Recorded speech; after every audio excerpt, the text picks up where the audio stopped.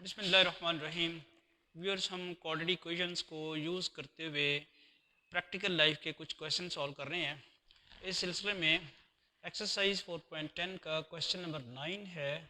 A man sold his stock of eggs for ₹240।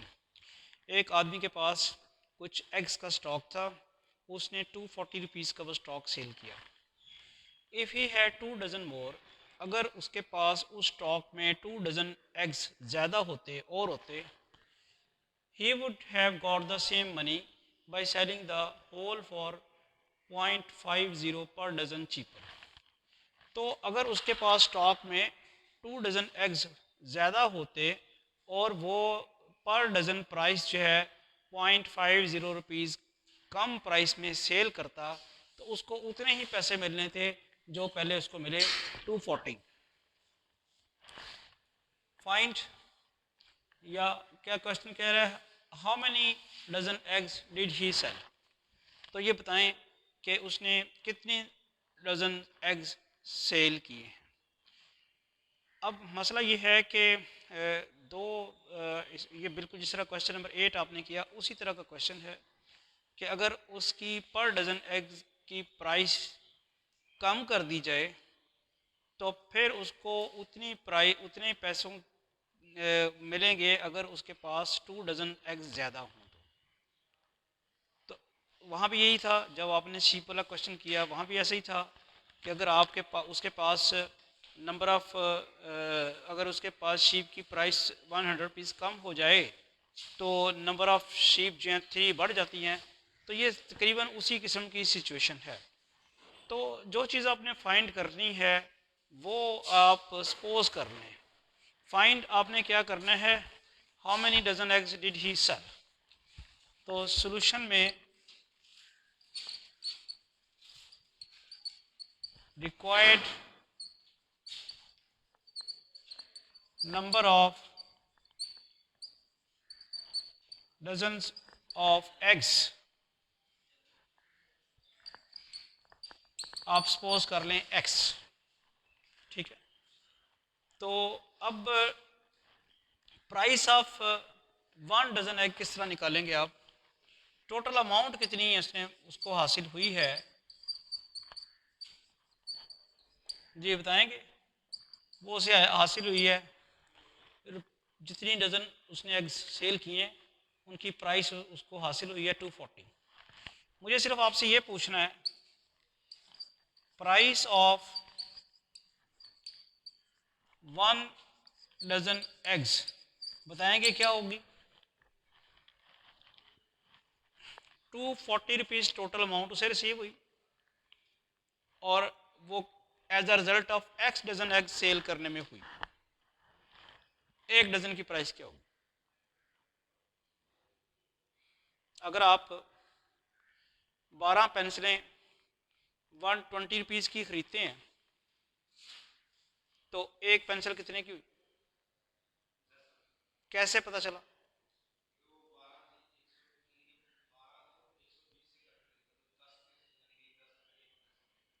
कैसे बनेगी, मुझे नहीं समझ आई कैसे बनेगी। 12 पेंसिलें आपने खरीदी हैं 120 रुपये में, एक पेंसिल की कीमत आपने 10 रुपये कैसे निकाली है। मैं फिर बता देता हूँ। 12 पेंसिल की प्राइस जो है, 12 पेंसिल की प्राइस थी 120। एक पेंसिल की प्राइस आपने 10 रुपये कैसे निकाली है, जमा करके, डिवाइड करके। डिवाइड करके आपने टोटल अमाउंट को नंबर ऑफ पेंसिल से डिवाइड किया। टोटल अमाउंट को नंबर ऑफ पेंसिल से। अब यहाँ टोटल अमाउंट क्या है, यहाँ टोटल अमाउंट क्या है 240 और नंबर ऑफ डजन कितनी है 12 नहीं है, नंबर ऑफ डजन एक्स है, एक नहीं है। पता नहीं कितनी थी, पता नहीं कितनी है ना, देखो तो सही ना। वो क्या है, required number of dozen of eggs X. एक दर्जन है, 2 दर्जन है, 3 दर्जन है, ये तो पता ही नहीं है ना। यही तो फाइंड करना है कि कितने दर्जन एग्स उसने सेल किए हैं। वो हमने सपोज किया नंबर ऑफ डजन एक्स। लेकिन ये पता है कि ये जितने भी उसने एग्स जितने सेल किए हैं वो 240 रुपीज़ के सेल किए। एक दर्जन एग के कितने पैसे कितने होंगे, पैसे प्राइस होगी 240 ओवर एक्स। समझ आ गई कि नहीं होगी? Total amount divided by total number of dozens of eggs. अगला क्या काम है, वो कह रहा है पर डजन एग जो है पर डजन प्राइस कम कर दी गई है 5.5 rupees. Price of 1 dozen egg ये है, और जब आप 0.5 रुपीज़ कम कर देंगे तो नई प्राइस क्या आएगी? New price of 1 dozen eggs. बता देंगे ज़रा, एक डजन एग की प्राइस ये थी 240 ओवर एक्स, इसमें से कितनी कम करनी है? 0.50, नई प्राइस आएगी। ठीक है, अगला काम क्या है? ही हैड 2 डजन मोर। पहले नंबर ऑफ डजन क्या थी? एक्स, अब 2 डजन मोर हो जाएंगी। तो न्यू नंबर ऑफ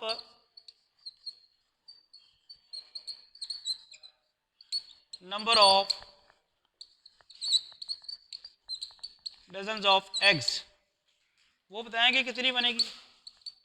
15। और यार क्या करते हो आप लोग, यानी सवाल कुछ है जवाब आप कुछ देते हैं। देखें, पहले आपके पास नंबर ऑफ डजन जो थी वो एक्स थी, और अब क्या कह रहा है कि 2 डजन मोर, तो नंबर ऑफ डजन में 2 डजन का इजाफा हो जाएगा ना। क्या होगा फिर? X plus 2। पहले नंबर ऑफ डजन कितनी थी? X. New dozen of eggs जो है वो क्या हो जाएगी? X plus 2। 2 डजन इंक्रीज की है। अगर प्राइस कम कर दी जाए, एक दर्जन अंडों की प्राइस अगर कम कर दी जाए, तो कितने अंडे उसके पास होने चाहिए? एक्स प्लस 2 दर्जन। अब और फिर अब क्या कह रहा था कि अगर वो एक्स प्लस 2 दर्जन अंडे सेल करे इस प्राइस के साथ फी दर्जन, तो उसको पैसे उतने ही मिलेंगे जो पहले मिले थे। सवाल समझें कि उसने एक्स दर्जन अंडे सेल किए और उसे पैसे मिले 250, 240, 240 है ना, 240। एक्स दर्जन उसने अंडे सेल किए, उसको पैसे मिले हैं 240 रुपीज़। अब जब वो पर दर्जन अंडों की प्राइस कम करेगा तो क्या उसे 240 रुपीज़ मिलेंगे? नहीं मिलेंगे, कम मिलेंगे। अगर वो पर दर्जन प्राइस कम करता है तो उसको 240 रुपीज़ तो नहीं मिलेंगे। लेकिन अगर 240 रुपीज़ वो लेना चाहता है तो फिर उसको एक्स दर्जन से ज़्यादा अंडे सेल करने पड़ेंगे ना। प्राइस जो कम कर दी है, प्राइस कम कर दी है तो एक्स दर्जन से ज़्यादा अंडे सेल करने पड़ेंगे। कितने करने पड़ेंगे वो भी उसने बता दिया है। वो कहता है 2 डजन जो है वो ज़्यादा करने पड़ेंगे, 2 दर्जन ज़्यादा सेल करने पड़ेंगे। तो प्राइस कम करने के साथ उसको एक्स प्लस 2 दर्जन अंडे सेल करने पड़ेंगे। अब क्या हो गया? ये एक दर्जन अंडे की प्राइस है, ये टोटल नंबर ऑफ दर्जन अंडे हैं। तो इन दोनों को अगर हम मल्टीप्लाई कराएं तो क्या बनना चाहिए? प्राइस बननी, क्या बनना चाहिए? टोटल अमाउंट बननी चाहिए। यानी आप अगर ये लिखें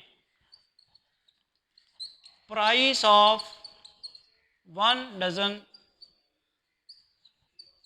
इनटू नंबर ऑफ डजन्स,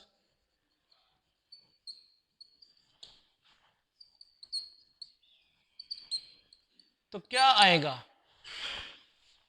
एक दर्जन अंडों की प्राइस इनटू एक दर्जन अंडों की price into total into number of दर्जन, क्या बनेगा?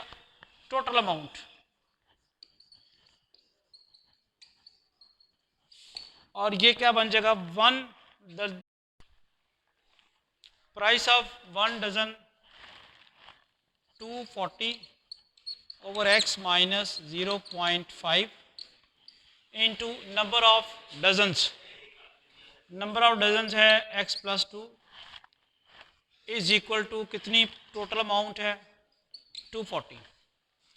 इसको हम लिख सकते हैं 240 ओवर एक्स माइनस ये इसको 5/10 लिख देंगे into x plus 2 is equal to 240। इसको हम 5/10 लिख दिया पॉइंट ख़त्म करके, और हम अब इसको 1/2 भी लिख सकते हैं into x plus 2 is equal to 240। इसका एलसीएम ले लें, क्या बनता है 2x। 240 इंटू 2 क्या बनेगा 480 minus x into x plus 2 is equal to 240। ठीक है जी, मल्टीप्लाई करा दें इसको 480 minus x into x plus 2 is equal to 240 into 2x। अब मल्टीप्लाई करें इसके साथ, क्या होता है 480x, 480 को 2 से मल्टीप्लाई कराएं क्या आएगा 960। फिर इसको इसके साथ मल्टीप्लाई कराएं माइनस एक्स स्क्वायर, इसको इसके साथ मल्टीप्लाई कराएं माइनस 2x। और इधर क्या बनता है, इधर 480x, ये 480x दोनों तरफ कैंसिल हो जाएगा, हमारे पास आ जाएगा minus x square minus 2x plus 960 is equal to 0। यहाँ से नेगेटिव साइन अगर आप कॉमन लेते हैं x square plus 2x minus 960 is equal to 0। जी यहाँ से x square plus 2x minus 960 is equal to 0। अब क्विकली 960 के फैक्टर्स बना लें, तो 960 को सबसे पहले 2 पे डिवाइड करें 480, फिर 2 पे डिवाइड करें 240, फिर 2 पे डिवाइड करें 120, फिर 2 पे डिवाइड करें 60, फिर 2 पे 30। तो ज़रा देखें इसके फैक्टर 2 टू 4, 4 टू ये 32 बनता है। तो फिर तो बन गए, फिर यहीं पे फैक्टर्स बन गए इसके। ये आ गया x square plus 32x minus 30x 960 is equal to 0। 2 5 time आपने 2 लिखा 32 बना, और इधर 30 है, 32 और 30 इसके फैक्टर्स बन गए। अब यहाँ से पहली दो टर्म में से x कॉमन ले लेते हैं, x प्लस 32, इन दोनों में से माइनस 30 कॉमन आएगा, x plus 32 is equal to 0।